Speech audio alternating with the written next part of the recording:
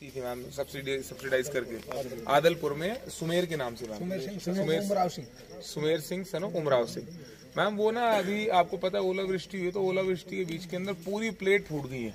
मतलब आप सोचिए पूरी, मैं वहीं पे मौके पे खड़ा हूँ तो प्लेट एक भी ऐसी नहीं है which can be used again, सारा कुछ क्रैक हो गया है मैम। इस पे किसी तरीके से, क्योंकि इनने सब्सिडी भी ली है, इन्वेस्टमेंट भी करी है, आप समझ सकते हैं किसान के लिए कितना मुश्किल से सब चीजें अरेंज करना होता है। इनका सेटअप ऑलरेडी हो रखा था, इसमें मैम किसी तरीके से इनकी मदद करेगी कि मुआवजा मिले मैम। हाँ जी हाँ जी हाँ जी हाँ जी मैम। एक्चुअल में मैं अभी साइड पे मतलब खुद खड़ा हुआ हूँ यहाँ पे। These plates can not be used for any other purpose, ये दे आर कम्प्लीटली डिस्ट्रॉयड। हाँ जी हाँ जी हाँ जी।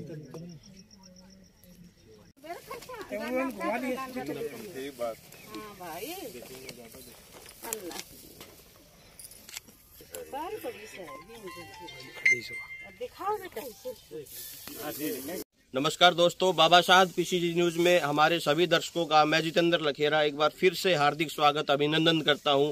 जिस तरह से हम लगातार महेंद्रगढ़ विधानसभा क्षेत्र के जहां किसानों को ओलावृष्टि की वजह से भारी नुकसान पहुंचा है, उसकी लगातार कवरेज हम आपको अपडेट देते रहेंगे।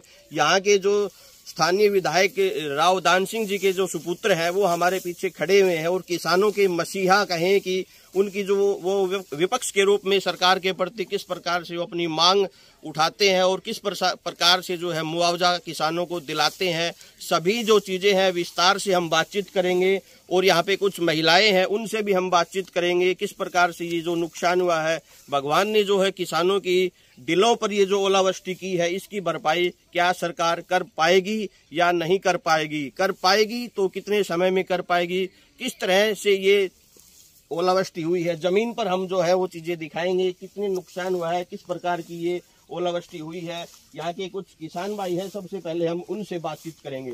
नमस्कार जी। ये जिस तरह से ओलावृष्टि हुई है क्या कहेंगे इसके बारे में, किस प्रकार आप सरकार से मांग करोगे? सरकार से मांग करेंगे जी, ये किसान है जी, इसकी खेती नंगे में रहती है जी। और ओलावृष्टि के टाइम में अगर अब ये फसल पक कर तैयार होगी, 6 महीने का हमारा खर्चा लग गया, हमारा दिक्कत पूरा मतलब खबाद हो गया जी। और 6 महीने लास्ट टाइम में ये बुरा हाल हो गया, अब जमींदार क्या करेगा जी, क्या करेगा? तो सरकार से किस प्रकार मांग? सरकार से हम अनुरोध करते हैं जी, किसान को इस फसल का मुआवजा दिया जाए, भरपूर मुआवजा दिया जाए जी। कुछ जमींदार कुछ महिलाएं हैं उनसे हम बात। राम राम ताई जी। राम राम। ये जिस तरह से आज ये हम देख रहे हैं फली, इसमें कुछ भी नहीं है, कुछ भी नहीं। ये जो भगवान ने जो मार दी है क्या कहेंगे, सरकार से किस प्रकार की मांग करोगे? सरकार से मांगा अगर छोटा छोटा तो मेरे तो बालक से भैया जी है, कोई कमाने वाला भी को नहीं मेरे तो जी, मेरे बेटे भी को नहीं बेटा हाण का। और भाई मैं तो जमींदार आप थी। बिल्कुल, आप जमींदार भी निर्भर। हाँ, निर्भर जमींदार आप बेटा मैं तो अब क्या करेंगा बताओ, फसल तो नष्ट होगी जी। अगली थारो समाधान तुम करोगा, क्या दोगा, के लोगा, के करोगा जी। देखो देना तो चाहिए ना मुआवजा है, और मर्जी थारी। और अभी जो स्थानीय विधायक राव दान सिंह जी के जो सुपुत्र है अक्षत राव जी, उनसे हम चलते हैं, उनसे बातचीत करते हैं। जिस तरह से वो जमीन पे किसानों की आज जो हालत है वो जानने के लिए यहाँ पे पहुंचे हैं, किस प्रकार से वो मांग उठाएंगे सरकार के प्रति। सर नमस्कार। असल में हम लोग आज सुबह से ही अलग अलग गाँव के अंदर अपने अपने जो किसान साथी हैं, भाई हैं हमारे, उन लोगों के दुख दर्द बांटने के लिए सारे इलाके में घूमे। हमने लावन में कुछ एरिया के नुकसान था, मालड़ा बास में, मालड़ा सराय में, बवाना में, बसई में, आकोदा में अब जा रहे हैं, इसके बाद आदलपुर, जाट, भुरजट, कुछ हद तक कुछ एरिया पाली के अंदर भी। फिर आगे की तरफ भी आप जाओगे तो आपको नुकसान कई गाँव में मिलता है। और देखो मैंने ये देखा, ये महसूस करा है कि हर एक आदमी जो कृषि आधारित परिवार से होता है जी जी, वो अपने आने वाले 1 साल का खर्चा वो कृषि की इस क्रॉप के ऊपर डिपेंडेंट होता है। वो कहता है कि मेरे को अगर इस वक्त पे मेरी, अब लावनी का टाइम था, उन्होंने कहा अब कटाई होगी, कटाई के बाद मेरे जितने भी पैसे मैंने उधार पे ले रखे, उधार के पैसे उल्टे चुकाने हैं, बच्चे स्कूल में जाते हैं, स्कूल की फीस उल्टी चुकानी है, शादी किसी के घर के अंदर परिवार में करनी है तो उसकी परिवार की प्लानिंग भी इसी पे आधारित होती है। तो बड़े दुख के साथ उनके मन भारी करके उनके दुख दर्द बांटते हुए हम लोगों ने उनसे बात करी, तो उन लोगों सब कुछ डिस्टर्ब हो गया। तो हम तो बस ये कहना चाहते हैं कि इसी दुख की घड़ी के अंदर हम हमारे किसान भाइयों के साथ खड़े, हमारी माता बहनों के साथ खड़े। हम जानते हैं कि एक मेरे पिताजी खुद एक किसान आधारित परिवार में से निकले हैं। वो बखूब समझते हैं कि किस तरीके की जरूरत एक किसान आधारित परिवार में होती है। कृषि आधारित परिवार में रहना आज के दिन आसान नहीं है, महंगाई चरम सीमा पे, पर उसके बावजूद भी कृषि आधारित परिवार के लोग संघर्ष करके मेहनत करके यहाँ तक अपनी मेहनत से पहुंचाते हैं।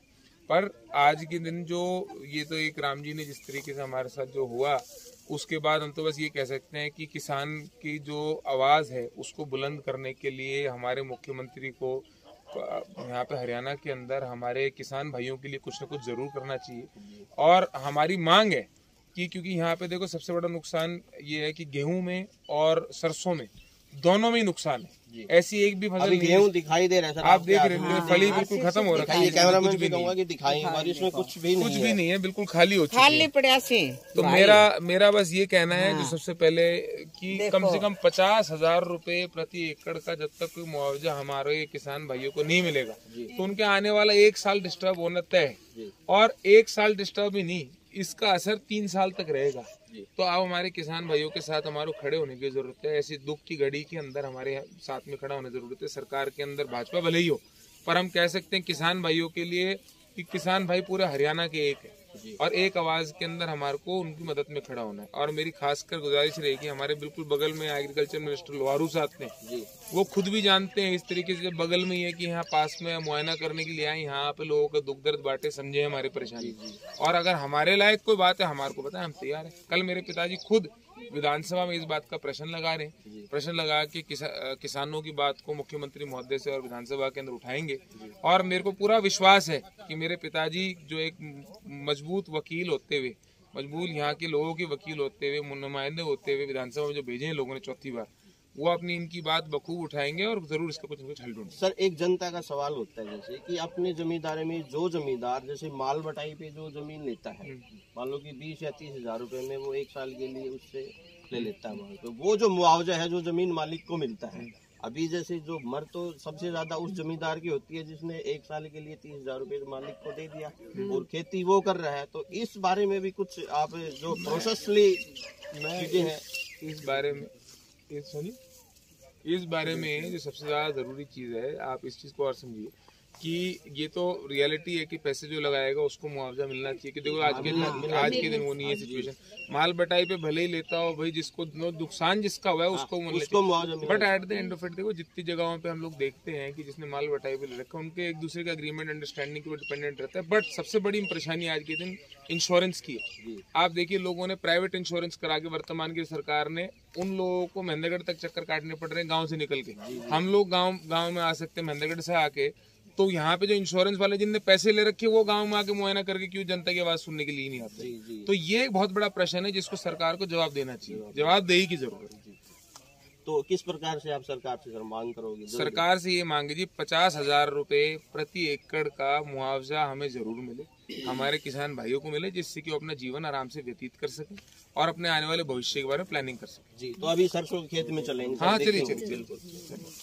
जो आपका ये सब्सिडी के द्वारा जो प्लेटें दी गई है और इसका जो नुकसान हुआ है, तो जो आज जो विधायक जी के जो पुत्र आए हैं, तो आप क्या कहोगे इनके द्वारा सरकार के प्रति वो अपनी मांग रखें? देखिए, सबसे पहले तो मैं भाई साहब का धन्यवाद करना चाहता हूँ। जैसे इनको पता चला ये आए जी, और हम तो यही रिक्वेस्ट करते हैं कि हमारी जो डिमांड है इसको सरकार तक आगे तक पहुँचाएं जी, बस यही है। और जो सर नमस्कार जी। जिस तरह लगातार आप जुड़े हुए हो दौरे पे दौरे, जैसे पिछले गांव लावन, मालडा और आकोदा, अभी आप पहुंचे हो गांव आदलपुर में, और आदलपुर गांव में जिस तरह से गेहूं और सरसों का नुकसान तो हुआ है, हमने आपको देखा है, सुना भी आपसे। ये जो पीछे सोलर जो प्लेटें लगी हुई हैं, लगभग इसकी अप्रोक्स अमाउंट 4 से 5 लाख रुपए है और सब्सिडी के द्वारा इस किसान भाई ने लगाई हुई है।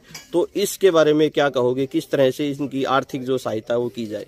देखो जी, आर्थिक सहायता के बारे में बात बताऊं तो इस दर्दनाक किसान के लिए कोई बात नहीं हो सकती कि इसकी फसल भी नष्ट हो जाए, ऊपर से उसकी जो सब्सिडी मिली हुई इंफ्रास्ट्रक्चर है जी, जिससे वो बेसिक अपने कुएं के अंदर लगाने की बिजली और इन सब की व्यवस्था करता है जी, वो भी नष्ट हो जाए जी। तो मैं तो समझता हूं कि इनको पूरी तौर से आर्थिक सहायता की जरूरत है। वर्तमान की सरकार को इस बात को बड़ी संजीदगी से लेना चाहिए कि एक आदमी को अपना जीवन व्यतीत करने के लिए जो कृषि आधारित परिवार है उसको बेसिक फार्मिंग फैसिलिटी के साथ साथ जो उन्हें इन्वेस्टमेंट यहाँ पे कर रखी है जैसे कि इंफ्रास्ट्रक्चर पे, अब आप समझिए ये बड़ी एक इंफ्रास्ट्रक्चर, वैसे तो कहते हैं कि इंफ्रास्ट्रक्चर को पुश देने की जरूरत है, फ्यूचरिस्टिक बात करने की जरूरत है। अब जो आदमी फ्यूचरिस्टिक बात कर रहा है, अपनी तौर से सोलर पे जाके शिफ्ट कर रहा है, इंफ्रास्ट्रक्चर सेटअप कर रहा है, वो बर्बाद हो रहा है। इसके अंदर अगर सरकार इसके लिए कई संजीदगी से, सीरियसनेस से इसको मुआवजा नहीं देती है तो सरकार का कंप्लीट तौर पे फेलियर होगा।